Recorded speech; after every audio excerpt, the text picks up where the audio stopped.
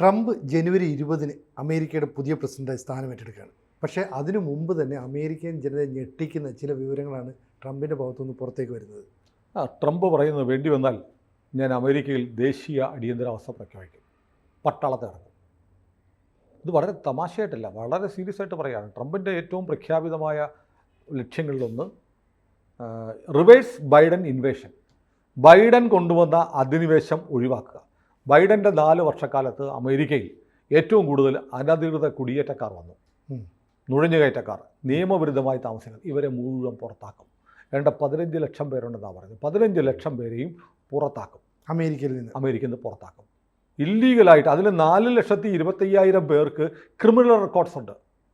അവരെ പുറത്താക്കും, അവരെ ആദ്യം പുറത്താക്കും. ബാക്കി 15 ലക്ഷം പേരെയും പുറത്താക്കുമെന്ന് ട്രംപ് പറഞ്ഞു കഴിഞ്ഞു. അതിനുവേണ്ടി ഈ നുഴഞ്ഞുകയറ്റക്കാരെ പുറത്താക്കാൻ വേണ്ടി കുപ്രസിദ്ധനായ ഒരു വിളിപ്പേര് വരുന്നത് ബോർഡർ സാർ ചക്രവർത്തി റഷ്യയിലുണ്ടോ, അതിർത്തിയിലെ സാർ എന്ന് പറയുന്ന വിളിപ്പേരിൽ ടോം ഹോമാനെ അതിൻ്റെ ചുമതല ഏൽപ്പിക്കുമെന്ന് പ്രഖ്യാപിച്ചു കഴിഞ്ഞു ട്രംപ്. 20-ാം തീയതി മുതൽ ഒഫീഷ്യൽ ചാർജ് വരും. അപ്പോൾ ട്രംപിനോട് ചോദിച്ചു, ഒരാൾ മാധ്യമപ്രവർത്തകർ ചോദിച്ചു, അതായത് ഇങ്ങനെ എങ്ങനെ ഒഴിവാക്കും, അങ്ങനെയൊക്കെ ചെയ്യണമെങ്കിൽ കടുത്ത നടപടി, അടിയന്തരാവസ്ഥ പോലെയൊക്കെ വേണ്ടി വരത്തില്ലേ എന്ന് ചോദിച്ചപ്പോൾ ട്രംപ് പറഞ്ഞു, true, I will do it. അത് ചെയ്യുമെന്നല്ലേ? ചെയ്യുമെന്ന് പറഞ്ഞു. അതായത് പട്ടാളത്തെ ഇറക്കും, പുറത്താക്കിയിരിക്കും. അതായത് എന്നിട്ട് പറയുന്നത് ചില സംസ്ഥാനങ്ങളുണ്ട്. അപ്പോൾ ഇത് ട്രംപ് ഒറ്റ വാക്യം പറഞ്ഞു, ട്രൂ എന്ന് മാത്രം പറഞ്ഞ് ട്രംപ് പോയി. ബാക്കി ആളുകൾ മാധ്യമപ്രവർത്തകർ ടോം ഹോമാനോടാണ് ചോദിച്ചത്. അപ്പോൾ ചില സംസ്ഥാനങ്ങൾ ഭരിക്കുന്നത്, ഇപ്പോൾ കാലിഫോർണിയ, ഇല്ലിനോയിഡ്, മസാച്യുസെറ്റ്സ് തുടങ്ങിയ സംസ്ഥാനങ്ങൾ ഭരിക്കുന്നത് ട്രംപിൻ്റെ പാർട്ടിക്കാരല്ല. അപ്പോൾ അവരെന്ത് ചെയ്യും? അവിടുത്തെ ഗവർണർമാർ എതിരാണല്ലോ, അവർ സമ്മതിക്കില്ല എന്ന് പറഞ്ഞപ്പോൾ ടോം ഹോമാൻ, ട്രംപിൻ്റെ കൂടെയുള്ള ആൾ പറഞ്ഞു, go the hell out of our way, ഞങ്ങളുടെ വഴി നിൽക്കാൻ വല്ല നരകത്തിലും പോടെ എന്നാണ് പറഞ്ഞത്. അതാ പറഞ്ഞാൽ അങ്ങനെ നിന്നാൽ ഒറ്റ പണിയുള്ളൂ, നാഷണൽ എമർജൻസി, അമേരിക്കയിൽ ദേശീയ അടിയന്തരാവസ്ഥ, ബാക്കി പട്ടാളം നോക്കും. അപ്പോൾ ട്രംപ് വളരെ സ്ട്രോങ് ആണ്. അതായത് അമേരിക്കയിൽ അനധികൃതമായി കുടിയേറിയിരിക്കുന്ന ആളുകളെ മുഴുവൻ പുറത്താക്കും. കൂട്ടത്തിൽ പറയുന്നുണ്ട്, നിയമപരമായി മൈഗ്രേറ്റ് ചെയ്ത ഒന്നവിടെയുണ്ട്, അവർ സുരക്ഷിതരാണ്, അവർക്ക് ഒരു പ്രശ്നവുമില്ല. മാത്രമല്ല ലോകത്തെമ്പാടും അനേകം ആളുകൾ അമേരിക്കയിലേക്ക് വരാൻ നിയമപരമായ വഴിയിലൂടെ വരാൻ കാത്തിരിക്കുകയാണ്. ഇന്ത്യയിൽ നിന്ന് തന്നെ ലക്ഷക്കണക്കിന് ആളുകളുടെ അപേക്ഷകൾ 8-10 വർഷങ്ങളായിട്ട് പെൻഡിങ്ങാണ്. അതേ സമയത്താണ് ആളുകളെ നിയമവിരുദ്ധമായി കടത്തിക്കൊണ്ടിരിക്കുന്നത്. അപ്പോൾ അതിർത്തിയിൽ ബോർഡർ പട്രോൾ എന്ന് പറഞ്ഞൊരു ഏജൻസിയുണ്ട്, അതിർത്തി നോക്കുന്ന ഏജൻസിയാണ്. മെക്സിക്കോയുടെയും ഒക്കെ കാനഡയുടെ ഒക്കെ അതിർത്തിയിൽ. അവിടെ അവർ ചെയ്യുന്നതെന്നറിയോ? ഇപ്പോൾ ഹോമാൻ പറയുന്നത് അവർ പ്രവർത്തിക്കുന്നത് ബോർഡർ പട്രോൾ ഏജൻസി ആയിട്ടല്ല, അവർ ട്രാവൽ ഏജൻറ്റുമാരെ പോലെ പ്രവർത്തിക്കുന്നത്. അവരെന്ത് ചെയ്യുന്നു? അവരാളെ കടത്തിക്കൊണ്ടുവരുന്നു, അവർക്ക് വിമാന ടിക്കറ്റ് കൊടുക്കുന്നു, അവരെ ഹോട്ടലിൽ താമസിപ്പിക്കുന്നു, അവർക്ക് വൈദ്യസഹായം കൊടുക്കുന്നു, ഭക്ഷണം കൊടുക്കുന്നു. എന്നിട്ട് ഇവരെയൊക്കെ പതുക്കെ അനധികൃതമായി കുടിയേറി വന്ന ആളുകൾക്ക് ആളുകളെ വോട്ടർമാരായിട്ട് പോലും മാറ്റുന്നു. നമ്മളാലോചിച്ചു, നമ്മുടെ ഇന്ത്യയിലെ അതേ സിറ്റുവേഷനില്ലേ? അതെ, ഇന്ത്യയിലെ അതേ സിറ്റുവേഷൻ. ഇപ്പോൾ ജാർഖണ്ഡ് പോലെയുള്ള സംസ്ഥാനങ്ങളിൽ ബംഗ്ലാദേശിൽ നിന്ന് ആളുകൾ മുസ്ലിംസ് കയറി വന്ന് അവിടെ സന്താൾ ആദിവാസി ഗോത്ര വിഭാഗത്തിൽപ്പെട്ട പെണ്ണുങ്ങളെ കല്യാണം കഴിക്കുന്നു, അല്ലെങ്കിൽ ബലമായി കല്യാണം കഴിക്കുന്നു, എന്നിട്ട് അവരുടെ സ്വത്തടിച്ചു മാറ്റുന്നു. അങ്ങനെ അവിടുത്തെ പൗരന്മാരായി മാറുന്നു. ഇത് വലിയ പ്രശ്നമാണ് ലോകത്തെല്ലായിടത്തും. ഇങ്ങനെ നുഴഞ്ഞു കയറുന്നത് നിർഭാഗ്യവശാൽ മഹാഭൂരിപക്ഷവും മുസ്ലിം സമുദായത്തിൽപ്പെട്ടവരുമാണ്. അവർ മുസ്ലിം രാജ്യങ്ങളിൽ പോവാതെ ഈ മറ്റ് രാജ്യങ്ങളിലേക്ക് ഇങ്ങനെ കുടിയേറുകയാണ്. എല്ലാ അതിർത്തികളും ഭേദിച്ച് അതിർത്തി കാക്കേണ്ടുന്ന ആളുകളുടെ ഒത്താശയോടെ നുഴഞ്ഞു കയറിക്കൊണ്ടിരിക്കുകയാണ്. ഇപ്പോൾ ഇത് ട്രംപ് പറയുന്നത് പൊതുസുരക്ഷ, പൊതുജനങ്ങളുടെ സുരക്ഷ, ദേശീയ സുരക്ഷ, ഇതിനാണ് പ്രാമുഖ്യം. നുഴഞ്ഞു കയറ്റക്കാരുടെ പറുദീസയല്ല അമേരിക്ക, പുറത്ത് പോയേ പറ്റൂ, പുറത്ത് പോയിരിക്കണം. കാരണം അമേരിക്കയിൽ ഒരുപാട് ആളുകൾക്ക് അടിസ്ഥാന സൗകര്യങ്ങൾ പോലും കിട്ടാതെ കഴിയുമ്പോഴാണ് ഇങ്ങനെ വരുന്ന നുഴഞ്ഞു കയറ്റക്കാർ ഈ രാജ്യത്തിൻ്റെ വിഭവങ്ങൾ മുഴുവൻ കൊള്ളയടിച്ചുകൊണ്ടിരിക്കുന്നത്. അവർ വരുന്നു, അവർ വ്യാജപ്പേരിൽ അവിടെ താമസിക്കുന്നു, അവർ പതുക്കെ പൗരന്മാരായിട്ട് വരുന്നു, സർക്കാർ രേഖകളിൽ കയറി പറ്റുന്നു. എന്നിട്ട് ഇവരെന്ത് ചെയ്യുന്നു? ഇവർക്ക് അമേരിക്കൻ പൗരന്മാർക്കുള്ള എല്ലാ ആനുകൂല്യങ്ങളും കിട്ടുന്നു. ഈ പരിപാടി നടക്കില്ല, പുറത്താക്കും. അപ്പോൾ വലിയൊരു പ്രശ്നമുണ്ട്. ഇതെങ്ങനെ ഇത്രയും 15 ലക്ഷം ആളുകളെ എങ്ങനെ പുറത്താക്കും? ഒറ്റയടിക്ക്. ട്രംപിൻ്റെ വിമർശകർ പറയുന്നുണ്ട്, $1 ട്രില്യൺ ചിലവ് വരും. അപ്പോൾ ട്രംപ് പറയുന്നത് ആയിക്കോട്ടെ, $1 ട്രില്യൺ ചിലവ് ചെയ്താലും രാജ്യത്തു നിന്ന് അനധികൃതമായി കുടിയേറി രാജ്യത്തിൻ്റെ ഭാഗധേയം അട്ടിമറിക്കാൻ വരുന്ന, രാജ്യത്തെ ജനാധിപത്യത്തെ അട്ടിമറിക്കാൻ വരുന്ന, രാജ്യത്തിൻ്റെ നിർണായക കേന്ദ്രങ്ങളിലേക്ക് നുഴഞ്ഞു കയറുന്ന ആളുകളെ ഒഴിവാക്കിയാൽ ഭാവിയിൽ ആയിരക്കണക്കിന് ട്രില്യൺ ഡോളറിൻ്റെ ഗുണമാണ് രാജ്യത്തുണ്ടാകുന്നത്. പോയേ പറ്റൂ, ഒരു കോംപ്രമൈസും ഇല്ല. അപ്പോൾ ഇത് ഒരുപാട് എതിർവാദങ്ങൾ വരുന്നുണ്ട്. അതായത് ഈ കൺസ്ട്രക്ഷൻ മേഖല, കൃഷി, ഹോസ്പിറ്റാലിറ്റി തുടങ്ങിയ ആളുകളിലൊക്കെ ഈ നുഴഞ്ഞു കയറി വന്ന ആളുകൾ ജോലി ചെയ്യുന്നുണ്ട്. ഇവർ പോയാൽ നിർമ്മാണ മേഖല മുഴുവൻ തകരും എന്ന് പറയുന്ന ആളുകളുണ്ട്. നിർമ്മാണ മേഖലയിൽ പണിയെടുക്കുന്ന 14% ആളുകളും നുഴഞ്ഞു കയറ്റക്കാരാണ്, അനധികൃതമായി കുടിയേറിയവരാണ്. ഇപ്പോൾ ബൈഡൻ്റെ 4 വർഷക്കാലത്ത് പരമാവധി ആളുകൾ വന്നോട്ടെ. കമല ഹാരിസിൻ്റെ നയം അത് തന്നെയാണ്, അമേരിക്കയിലേക്ക് പരമാവധി ആളുകൾ വരട്ടെ, അവർ മുസ്ലിംസ് ആയാലും കുഴപ്പമില്ല. പക്ഷേ UK കാര്യങ്ങൾ ആര് കാണുന്നുണ്ട്? അമേരിക്ക കണ്ടുകൊണ്ടിരിക്കുകയാണ്, ട്രംപ് കണ്ടുകൊണ്ടിരിക്കുകയാണ്. അതുകൊണ്ട് നുഴഞ്ഞു കയറ്റം പറ്റില്ല. ഇസ്ലാമൈസേഷൻ ഓഫ് അമേരിക്ക സമ്മതിക്കില്ല. അതുകൊണ്ട് പുറത്തു പോയി എന്ന് പറ്റുന്നു. അപ്പോൾ അതിനെതിരെ അമേരിക്കയിലെ ഈ പറയുന്ന അമേരിക്കൻ എമിഗ്രേഷൻ കൗൺസിൽ എന്നുള്ളൊരു സംഘടനയുണ്ട്, നമ്മുടെ ഈ ചേംബർ ഓഫ് കൊമേഴ്സ് ഒക്കെ പോലെ. അവർ പറയുന്നത് ഈ കൺസ്ട്രക്ഷൻ മേഖലയൊക്കെ വലിയ തകർച്ചയുണ്ടാവും. പിന്നെ ഈ കൺസ്ട്രക്ഷൻ മേഖലയിൽ തൊഴിലില്ലാതെ വരുമ്പോഴത്തേക്ക്, പണിയെടുക്കാൻ ആളില്ലാതെ വരുമ്പോഴത്തേക്ക് അത് നിലച്ചു പോകും. അങ്ങനെ വരുമ്പോൾ അമേരിക്കൻ പൗരന്മാർക്കും തൊഴിലില്ലാണ്ടാവും.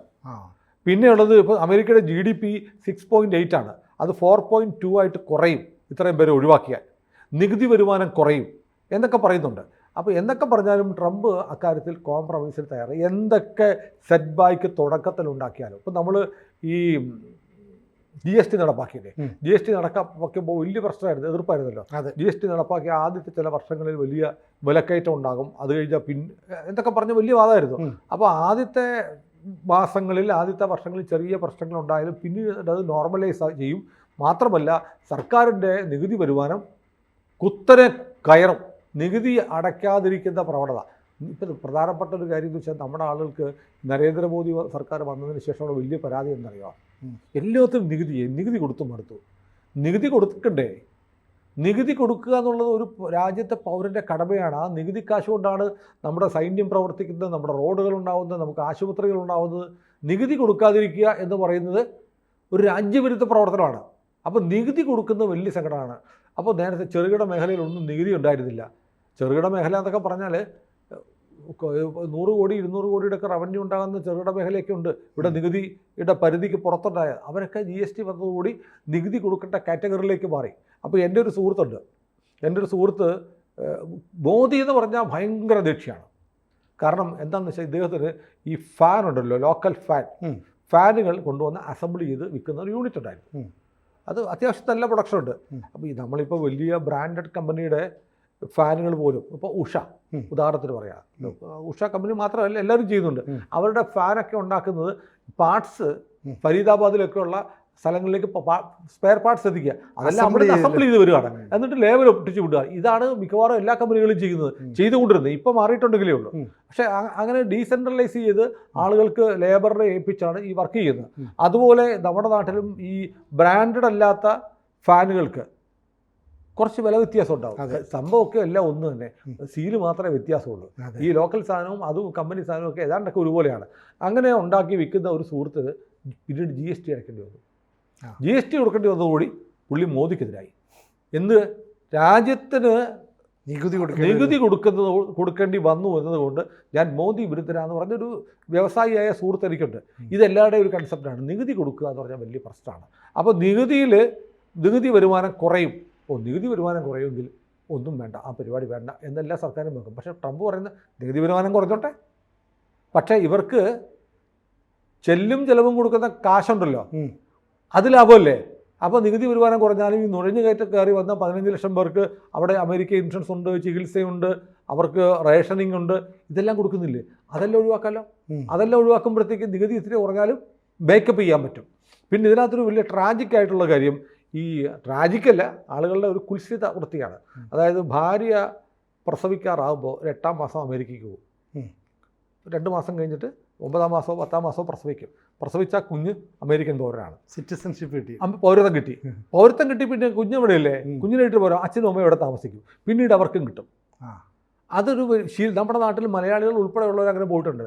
ആ പരിപാടി നിർത്തി. ട്രംപ് ഇപ്പോൾ ചെയ്യാൻ പോകുന്നത്, കുഞ്ഞ് ജനിച്ചോ, കുഞ്ഞ് അമേരിക്കൻ പൗരനാണ്, കുഞ്ഞിൻ്റെ അപ്പനും അമ്മയും അമേരിക്കക്കാരല്ല, വണ്ടി വിട്ടോളാം. കുഞ്ഞിനെ അവിടെ നിർത്തിക്കോ അല്ലേ? കുഞ്ഞിനെ നിർത്തിക്കോ, ഞങ്ങളുടെ പൗരന്മാരെ ഞങ്ങൾ നോക്കിക്കോളാം, നിങ്ങൾ വിട്ടോ.